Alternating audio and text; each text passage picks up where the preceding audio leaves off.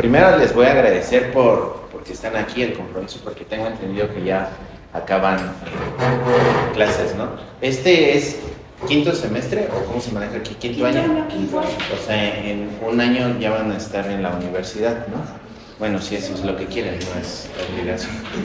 Entonces, como dijo la profesora Susana, yo estudié en la prepa 5 hace un tiempo, como 15 años, y hace la pandemia, como que yo estaba estudiando mi doctorado, me pasaron muchas cosas, y me tuve que regresar a México.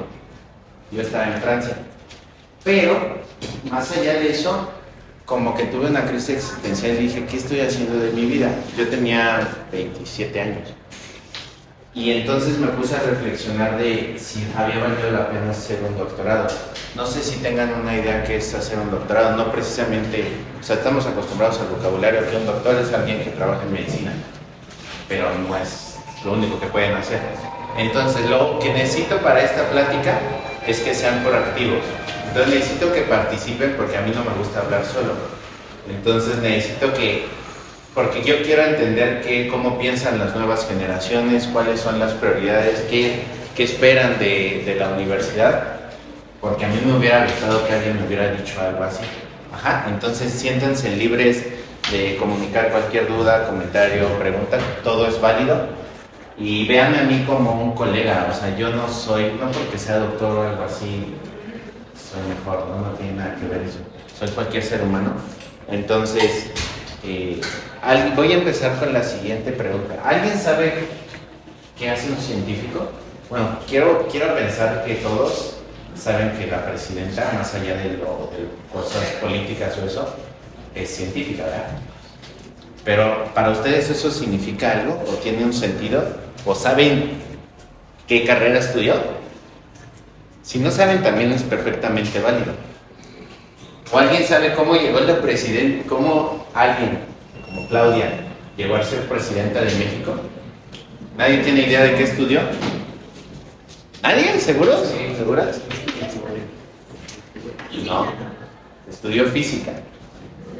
Ok, ¿y alguien sabe qué hace una persona que estudia física? Bueno, todo el mundo sabe que hay premios Nobel de física, ¿no? Todo el mundo en algún momento ha escuchado el gran acelerador de hadrones en Suiza. ¿Y por qué no sabemos qué hace nuestra presidenta o por qué estudió física? ¿A qué creen que se deba? ¿A falta de comunicación? ¿O falta de qué? ¿A qué creen que se deba eso? Por ejemplo, en 2017, el INEGI, ¿saben qué es el INEGI? Sí. Bueno, el INEGI hizo una encuesta en toda la República y preguntó qué significaba la ciencia para los mexicanos. Entonces, la mayoría de los mexicanos no sabe para qué hacemos ciencia, pero piensa que es un medio o una carrera, o cualquier científico podría pensarse como una persona importante o respetable. Pero en México la realidad es que no saben para qué sirve un científico. Ajá. Pero la gente adora el fútbol, yo adoro el fútbol. ¿Cuántos futbolistas profesionales creen que hay en México? Por profesionales me refiero a personas que reciben un pago por jugar fútbol. Díganme un número. Tú, dime un número.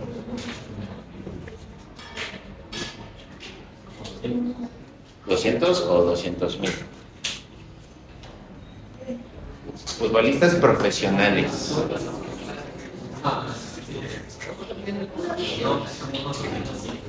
¿Cuántos? 50,000. ¿Alguien piensa que más, menos, más? No sé. 100,000. No sé. 6,000. Bueno, en México, según la Federación Mexicana de Fútbol, la última vez había casi 500,000 futbolistas. 500,000 futbolistas es un número que puede parecer grande, ¿verdad? ¿Cuántos científicos creen que hay en México? O sea, por científicos voy a decir que cualquier persona que estudie algo que tenga que ver con la ciencia es científico. pero no por eso se dedica a cosas como estar en el laboratorio, que ya después les voy a decir qué hace un científico.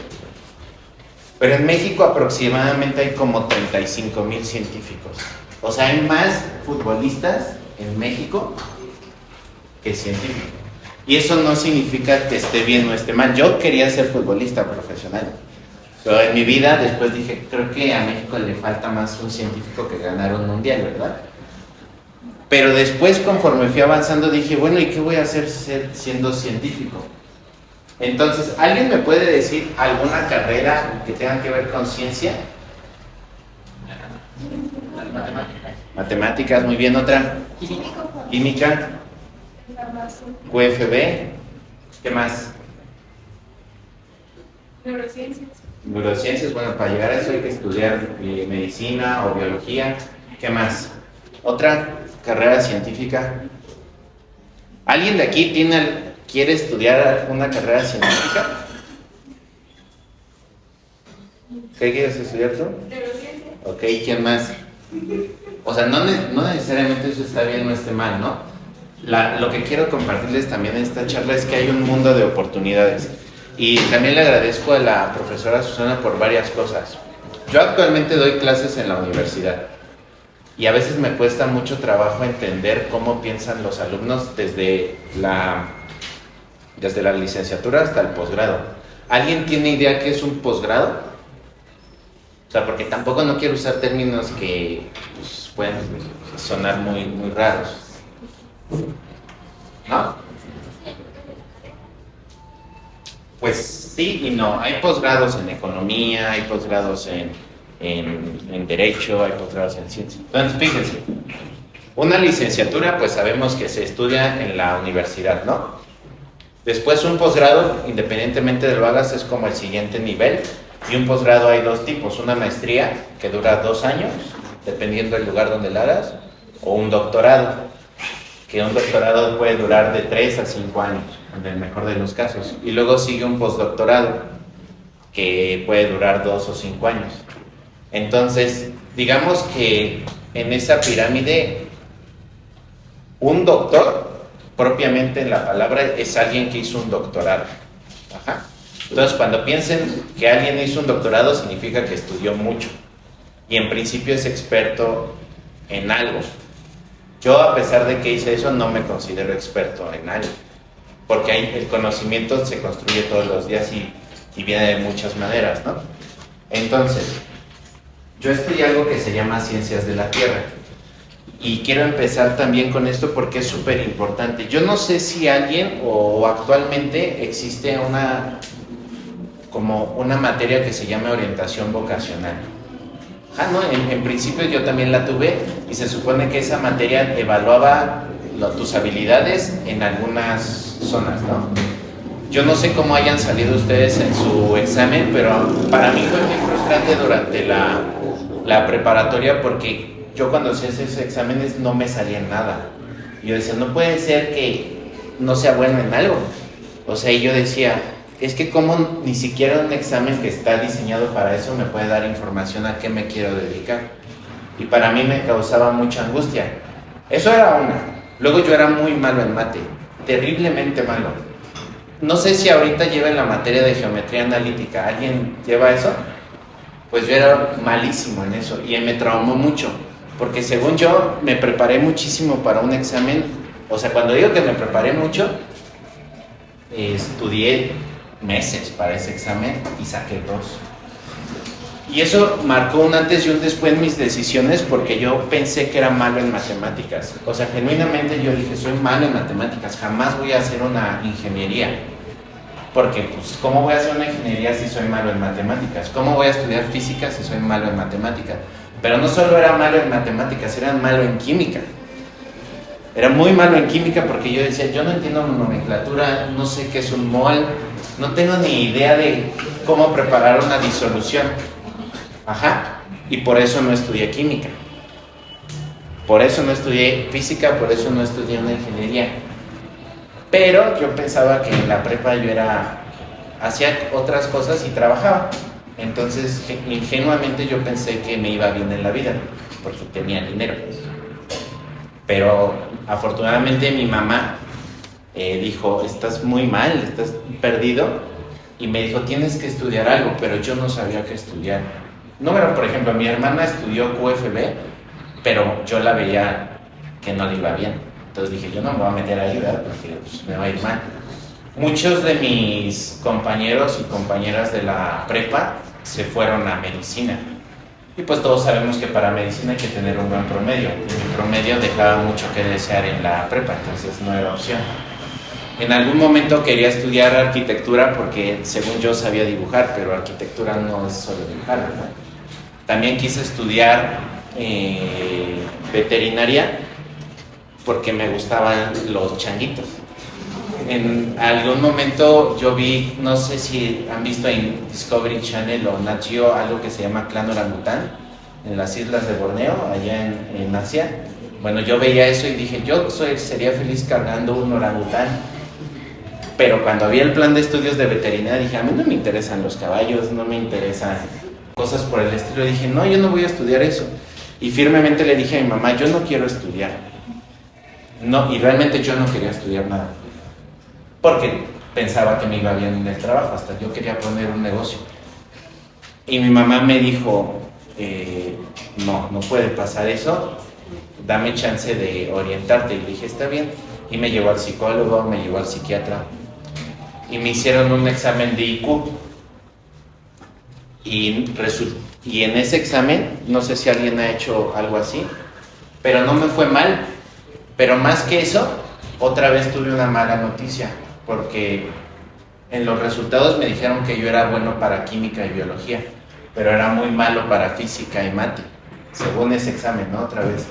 Dije, entonces, ¿qué estudio? O sea, yo me consideraba que no era bueno en química, de nuevo salía que era malo en mate, y pues como que yo tenía muchas dudas, pero ya era casi momento de meter el pase reglamentado.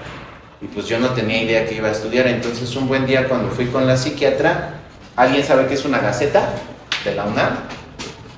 Bueno, es como el periodiquito, ¿no? Entonces un día lo abrí y salió una carrera que se llamaba Ciencias de la Tierra. Y decía que era una nueva carrera, que iba a innovar cosas, pero sobre todo decía que había 5 orientaciones. Y dentro de esas había algo que se llamaba Ciencias Espaciales. Y yo dije, pues a mí me gustan las estrellas, me gusta el universo, voy a estudiar eso. Pero el gran error o acierto, ya ustedes me dirán en su momento, es que yo no revisé el plan de estudios. Número 1, porque ya tenía el tiempo encima. Número 2, porque yo ya no quería preocupar a mis papás. Y número 3, porque yo iba a seguir trabajando, ya solo quería estudiar una carrera como para que no me dijeran nada. Y metí mi pase reglamentado para esa carrera. Y por azares del destino fui el único de la prepa 5 que metió esa carrera y me quedé. Y pues llegué a la universidad. Pero me acuerdo perfectamente que llegué a la Facultad de Ciencias, que es donde estaba esa carrera, ahí en CU, y mi primera clase fue matemáticas. Y dije, no puede ser. ¿En qué me metí, no? Y fue horrible porque el profesor pues era matemático y súper especializado, y yo dije, no estoy entendiendo nada. Y dije, no sé qué hice, para qué vine aquí, pero pues ya estaba ahí dentro, ¿no? Dije, pues ¿qué hago? Entonces sobreviví el semestre, y cuando les digo que sobreviví el semestre, no solo fue matemáticas, llevaba mecánica vectorial, llevaba química, llevaba geología y llevaba dinámica de la Tierra. Entonces como que dije, yo no sé qué estoy haciendo aquí, y ese semestre me fue mal. Pero me di cuenta que no era el único. Mucha gente venía preparada tanto de escuelas públicas como privadas, y algo que quiero transmitirles ahorita es que la universidad no es difícil, pero sí hay una diferencia importante en el nivel. Por ejemplo, más allá si alguien entiende en términos de fútbol o no, si no, alguien dígame otro deporte y trato de hacer un ejemplo. Digamos que la prepa es jugar en la liga de ascenso y la universidad es jugar en primera división. Hacer un posgrado es irte a jugar a Europa, y hacer un postdoctorado es jugar a un mundial. Entonces pues no son cualquier cosa, no son enchiladas. Entonces ahí en la carrera yo me di cuenta que, número 1, yo sabía que no era tonto, pero sabía que no sabía matemáticas. Entonces, ¿qué hice? Pues preguntar. O sea, el primer examen lo reprobé, el segundo examen lo reprobé, igual química, todo lo reprobé. Pero dije, a ver, o sea, tiene que ver con orgullo, tiene que ver con motivación, tiene que ver con circunstancias de la vida, pero dije, yo no creo que yo sea tonto como para no poder pasar un examen de matemáticas. Y entonces, ¿qué hice? Pues busqué asesoría, busqué libros. Ahora hay un montón de herramientas, pero cuando yo estudiaba, el internet, pues, ni siquiera había celulares touch, ¿no? Entonces ahora creo que ustedes como estudiantes deben ser un poco más proactivos pues para buscar información. A veces los profesores, pues tenemos nuestra cierta forma de dar clase, que no necesariamente es buena o mala, ¿no? Simplemente a veces no coincide en la forma que los estudiantes pueden aprender o asimilar la información. Entonces, todo eso les comento para decirles que si yo pude, ustedes pueden. O sea, yo ahorita doy clases de química en posgrado. Y entonces yo digo, ¿cómo puedo dar una clase de química de posgrado si yo reprobé? Y la diferencia es que aprendí a disfrutar la química y las matemáticas, pero sobre todo encontré un tema que me apasionaba, que eventualmente podemos hablar de eso. Y por ejemplo, a mí me aceptaron en un postdoctorado en Estados Unidos en un instituto de química, o sea, y yo no estudié química y siempre he competido contra químicos y no es que sea mejor o peor, simplemente desarrollé habilidades y también eso quiero que se queden. El hecho de que no tengan las habilidades ahorita más para cualquier materia no significa que sean malos estudiantes, no significa que no puedan desarrollarlas y sobre todo no significa que no están listos para eso. Algo que les puedo recomendar también es que, aunque tengan miedo de hacer las cosas, háganlas. Y eso puede sonar muy cliché o muy fácil, pero, o sea, se los comparto y ojalá encuentren alguna coincidencia con esto de que, por ejemplo, todos venimos o tenemos una historia de vida distinta, ¿no? A veces tenemos que trabajar, a veces vivimos lejos, a veces tenemos problemas familiares o con nuestra pareja o cosas por el estilo, o simplemente nos cuesta más trabajo. A mí me costaba mucho trabajo el inglés, mucho, y eso que llevé inglés desde el kinder. Y yo en el doctorado decía, no entiendo. Pero hay veces que en lugar de ver esas barreras hay que atacarlo, ¿no? Y pues trabajé 2 años y medio en Estados Unidos, pero ahí ya sabía inglés, ¿verdad? Entonces a lo que voy es que no tomen como presunción o algo así, sino que sí se puede, ¿no? La cosa es que ustedes vayan delimitando los objetivos y las prioridades. Y eso se los digo a ustedes como estudiantes de prepa o alguien que va a estudiar en la universidad. Algo que me preocupa, por ejemplo, es que ustedes atravesaron una situación que no había pasado, ¿no? Número 1, la pandemia. Eso marcó un antes y un después y nadie me dejará mentir que había mucha información. Pero gracias a la ciencia se desarrollaron vacunas, más allá de lo que alguien pueda pensar de que son chips o cosas por el estilo. Algunas funcionaron, eso es una realidad. Otra cosa que también es que ustedes han vivido en una época donde las redes sociales han tenido un impacto positivo de muchas maneras, pero también tenemos estas personas que se llaman pues, gamers, influencers, youtubers, que para mí está bien y está perfectamente entendible si alguien lo quiere hacer, pero esa es solo una opción, ¿no? O sea, a mí lo que no me gusta es que ahora, o lo veo, ustedes ya me corregirán, que los estudiantes, al menos los que entran a la universidad, no quieren estudiar. Y digo, entonces, ¿para qué entras a la universidad? No necesariamente tienes que tener una carrera académica para ser exitoso en la vida, lo que eso signifique, ¿no? Entonces, por ejemplo, hasta ahorita alguien tiene alguna pregunta o comentario, tal vez luego divago, pero ahorita voy a cerrar cosas importantes. ¿Alguien tiene algún comentario o pregunta hasta ahorita? Bueno, dicho lo anterior, todo esto les comento porque en 5º semestre yo me quise cambiar a física.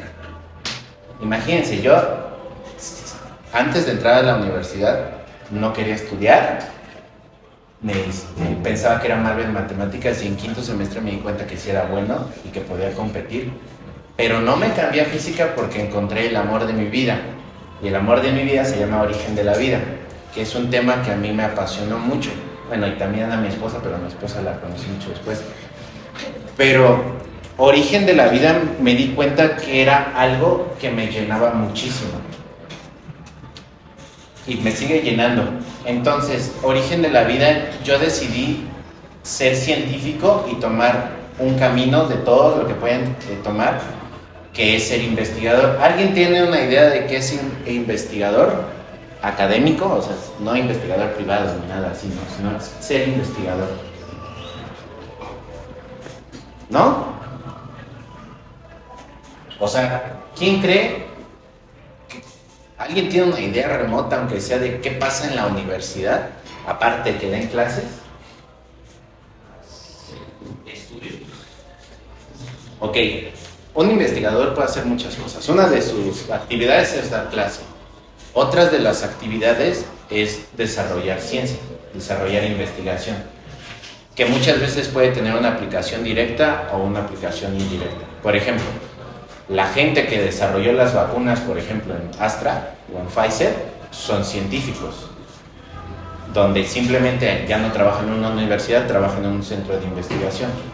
Claudia Sheinbaum estudió física. Sus posgrados son en cuestión de cambio climático y en cosas por el estilo, pero básicamente su tesis de licenciatura es entender cómo pierde calor una olla. Pero más allá de eso tiene el conocimiento y decidió tomar ciertas acciones para lograr ser presidenta, ¿no? Entonces, un científico, algo que quiero que se queden es que desarrolla algo que se llama infraestructura mental. No sé si les ha pasado en alguna de sus clases de física, matemáticas o química cuando les dejan un problema, o sea, ven un problema en clase y dicen, está muy fácil. Luego les dejan la tarea y pues ya es un nivel que dices, eso yo no lo vi. Pero cuando el profesor lo resuelve, no sé si les ha pasado que se preguntan, es que ¿cómo se le ocurrió resolverlo así? Bueno, a eso se llama infraestructura mental y eso solo se desarrolla aprendiendo, ensayando y ensayando, y eso es algo que tienen los científicos, independientemente del área a la que se vayan. Uno cuando es científico puede, y no es que estés contemplando el mundo y preguntándote todo el tiempo las cosas, ¿no? Simplemente cuando tienes un problema tienes más armas para atacarlo. Ajá. Ahora, un científico, y para que haya tiempo para preguntas, un científico puede trabajar en muchas cosas, ¿no? Yo decidí ser investigador y entonces una de mis actividades es, porque ahora ya no se llama CONACYT, se llama CCETI, y ya nos cambiaron las cosas, pero es hacer divulgación científica, que es algo como lo que estoy haciendo. Hago investigación en cuestiones, por ejemplo, mi investigación se basa en, yo quiero entender cómo una molécula se puede pegar a una superficie y para qué eso me sirve. Lo puedo aplicar a cosas tan básicas como entender cómo se forman biomoléculas de importancia para las células, o lo puedo aplicar a cosas de cómo le hago para que un papel sea más blanco que otro. O puedo aplicarlo en la industria petrolera, ¿no? Dentro de otras cosas tengo que hacer burocracia, que es, a mí no me regalan el dinero y no tengo un árbol que me saque dinero. Tengo que buscar presupuestos y eso tarda mucho. Otras cosas de las que hacemos es formar recursos humanos. Yo tengo que asesorar a estudiantes para que logren hacer su tesis y se logren titular. Entonces, esas son las cosas que hace un científico. Pero, por ejemplo, mi esposa estudió química farmacobióloga y ella decidió el camino opuesto. Entonces, ella se fue totalmente a la industria. Entonces, ¿qué significa la industria? Ella tomó un diplomado en algo que se llama investigación clínica.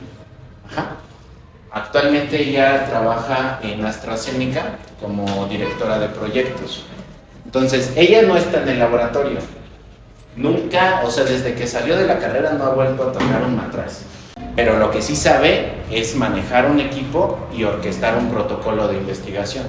Ajá. Entonces, eso también puede hacer un científico. ¿Algo más que se les ocurre que pueda hacer un científico? ¿Alguien sabe qué hace un actuario? Los actuarios, por ejemplo, trabajan mucho en seguros. Todas las personas que están en seguros, que evalúan riesgos, que evalúan... O sea, cuando ustedes pagan un seguro y les dicen, me vas a pagar 2,000, pero cuando cumplas 60 años te voy a dar 5 millones, ¿Ustedes creen que el fondo de ahorro pierde? Pues no, ¿verdad? Entonces el actuario calcula el riesgo y claro que gana. O cuando chocan, alguien sabe por qué les van a pagar eso. Entonces, ¿alguien sabe qué hace un científico, alguien que estudió ciencias de la computación? No sé si alguien ha visto que está muy de moda una profesión que se llama científico de datos. ¿Alguien sabe qué es NVIDIA? ¿La empresa? Ah, sí, sí. ¿Qué es? Es una empresa que hace, bueno, ahorita se está enfocando a la inteligencia artificial, pero en su momento fue creadora de gráficas, una tarjeta de video. Bueno, al que les gusten los videojuegos seguramente tiene una tarjeta de gráfica en su computadora, pero NVIDIA hace muchas cosas. Entonces, realmente lo que quiero que se lleven de esta plática son tres cosas. La primera es que independientemente de lo que ustedes vayan a estudiar, su decisión no la basen en miedo o inseguridades, como yo lo hice. No, yo no me arrepiento. Y afortunadamente la vida me sonrió y considero que me llevó por un camino muy bonito. Pero tal vez, o sea, si me lo preguntan, si yo hubiese sabido algo así, hubiera estudiado química pura. Probablemente, y muy probablemente no hubiera estudiado un posgrado. ¿Por qué? Porque me hubiera descubierto que hay un montón de cosas, ¿no? Pero estudiar ciencias de la Tierra, yo no me arrepiento y estoy muy feliz con eso. La segunda cosa que quiero que se queden es que cuando tomen la decisión de estudiar una carrera, en verdad infórmense y no hagan como yo. Que igual tuve suerte, pero eso no, pues hay suerte buena y suerte mala, ¿verdad? Entonces, cuando decidan estudiar qué carrera van a estudiar, la recomendación es que, número uno, realmente consulten el plan de estudios, ¿no? Que sepan qué materias van a llevar. Número dos, que sepan a qué se pueden dedicar, ¿no? Porque, por ejemplo, estamos muy sesgados que hay carreras como, no sé, biología, pues no solo estudia plantas. Hay un montón de cosas que se pueden hacer en biología molecular, incluso biología computacional, un montón de cosas, ¿no? Entonces, infórmense y también tengan la mente abierta. Normalmente cuando uno entra a la universidad, llega con ciertas expectativas y cuando uno acaba la carrera es totalmente diferente. Ajá. Entonces, infórmense, pregunten y sean proactivos. Y la última es que ustedes son una generación que está experimentando muchas cosas y hay mucha información allá afuera. Entonces, independientemente si ustedes van a estudiar una carrera científica o no, yo les invito a que tienen que ser críticos, ¿no? O sea, la gente normalmente tiende a opinar y opinar no está mal, pero es de las cosas más fáciles que puedes hacer en la vida, solo abrir tu boca y decir lo que piensas. Entonces, hay que aprender a diferenciar cosas. Opinar cualquiera puede hacer. Cuando dicen yo siento eso, está perfecto. Ustedes pueden sentir lo que quieran y nadie puede invalidar eso. Ustedes pueden creer lo que quieran y nadie puede decir que están viendo mal. Pero si ustedes dicen yo pienso esto, es porque leí esto, vi esto o tengo una infraestructura que me permite dar una crítica. Por ejemplo, ¿alguien vio la película de esta chica, cómo se llama? Selena Gómez, ¿cómo se llama la película? Emilia Pérez, ¿alguien la vio? No, pero todo el mundo escuchó que era una mala película. ¿Ustedes creen que sí? Pues exacto. Número uno, hay que verla para tener un juicio. Número dos, las críticas hay que ver de quién vienen. Porque si es una persona que no sabe, o sea, nada más está opinando por opinar, pues no podemos tomar, o sea, hay que escuchar, pero asimilar la información, ¿no? Entonces, hay mucha información ahorita con internet, con muchas cosas. Sean críticos, ¿no? Realmente busquen e identifiquen sus intereses, ¿no? No todo les va a gustar, por ejemplo. Pero también algo que me gustaría que se quedaran es que ¿quién de aquí piensa que el cambio climático no existe o no está pasando? Pero ¿quién de aquí cambia su celular cada 3 años? Bueno, ahorita tal vez porque la cuestión económica no es tan buena, pero todo el mundo quisiera tener un mejor celular, yo creo. O no sé, o quién de aquí quisiera viajar y viajar y viajar, o cuestiones materialistas, ¿no? Eso está bien, pero la realidad hoy en día es que hay gente en el poder, por ejemplo, todos saben las circunstancias en Estados Unidos, que claro que tiene repercusiones en todo el mundo. Donald Trump piensa que el cambio climático no existe y que es una invención de los científicos. Entonces él puede creer eso, pero no significa que no sea cierto, ¿no? Muchas personas, por ejemplo, no se quisieron vacunar porque pensaron que les inyectaban un chip. Y digo, eso está bien, pero hay que ir un poquito más allá, ¿no? O sea, bueno, ¿será cierto o no será cierto y por qué? Entonces, independiente, algo que también con lo que quiero cerrar y ya para que dé tiempo de alguna u otra pregunta es, valoren mucho y en serio valoren que ustedes tienen la oportunidad de estudiar.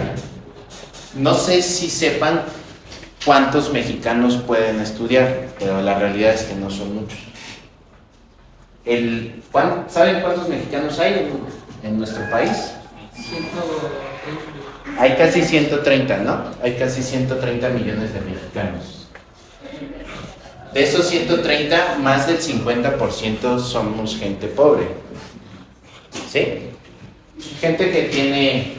Bueno, y ahí cada quien puede decir quién es pobre, quién es clase media. La realidad es que en México no hay clase media. Pero mucha gente piensa que sí es rico.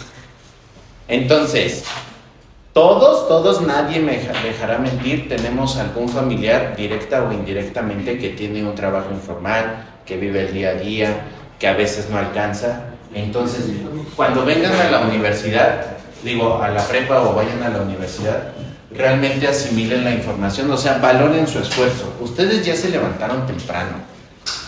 Ya, ahorita ya son las 3 de la tarde y ya están agonizando de que ya están todo el día aquí, ¿no? O sea, ya lograron casi otro semestre.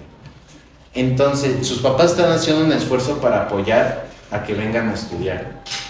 Más o menos todo el mundo está cumpliendo las necesidades básicas, ¿no? Entonces, hagan que valga la pena que estén aquí, ¿no? O sea, más allá de que cualquiera tiene días buenos, cualquiera tiene días malos, realmente empiecen desde esta edad a ser profesionales. ¿Qué es ser profesionales? Ser honesto, llegar temprano, decir la verdad, trabajar en equipo, no ser chismoso. Sean profesionales independientemente al área que vayan a irse acá. Y otra cosa, el dinero no lo es todo en la vida, pero sí es muy importante, pero no se dejen guiar por el dinero para estudiar lo que ustedes quieran, ¿no? Seguramente cuando encuentren su pasión, la honestidad, la proactividad y la responsabilidad paga y de muy buena manera. Entonces, ¿alguien tiene alguna duda o comentario? Lo que sea, es más que bien recibido. O sea, yo me voy tranquilo si a solo una persona le entró algo de lo que yo dije y lo hace reflexionar, por mí está más que bien. Y siéntanse en confianza de compartir lo que sea. O sea, yo no tengo ningún problema en decir las cosas como son, ¿no? Entonces, ¿alguien tiene...? ¿A qué hora termina esto? Entonces, tenemos 8 minutos valiosos. 8 minutos es el tiempo de un guapanco de Moncayo. Entonces, es suficiente tiempo para hablar.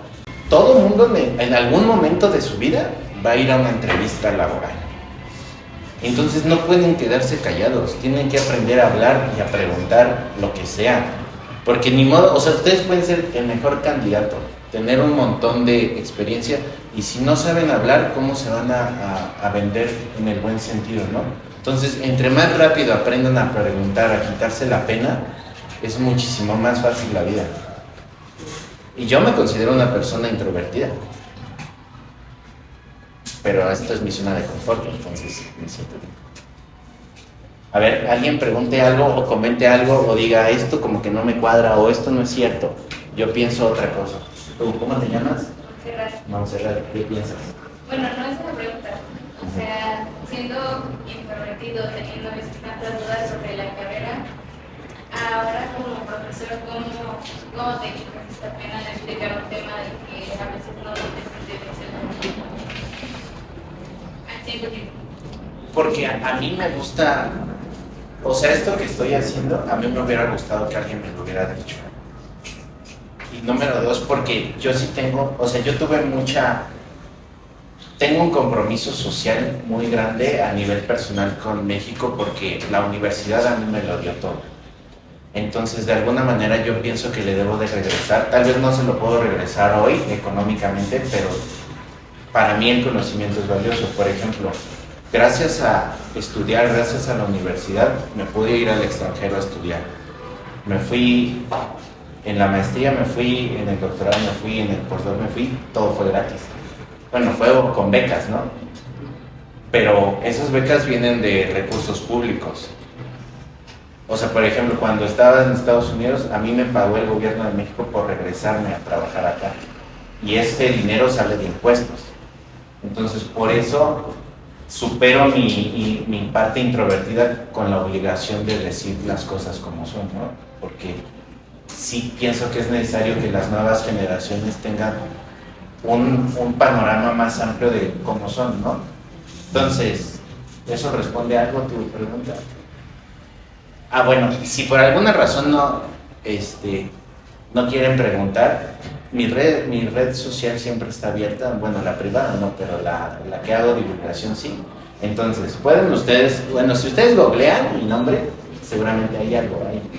Entonces, pero más allá, hay un canal que acabo de abrir y si hay la oportunidad, tal vez el siguiente semestre, este año voy a publicar un libro, y esto es parte del comercial, que se llama Quiero ser científico, y abajo dice, ¿pero de qué me estás hablando? Y hablo de ahí de la parte humana, ¿no?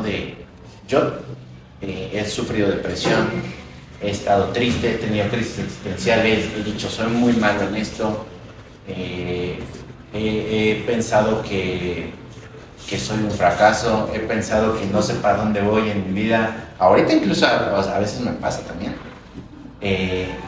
Y todavía, por ejemplo, hoy a mis 33 años, siento que, o sea, lo siento, lo pienso y lo creo, de que todavía hay algo más en que puedo aportar al mundo más allá de ciencia básica, ¿entiendes?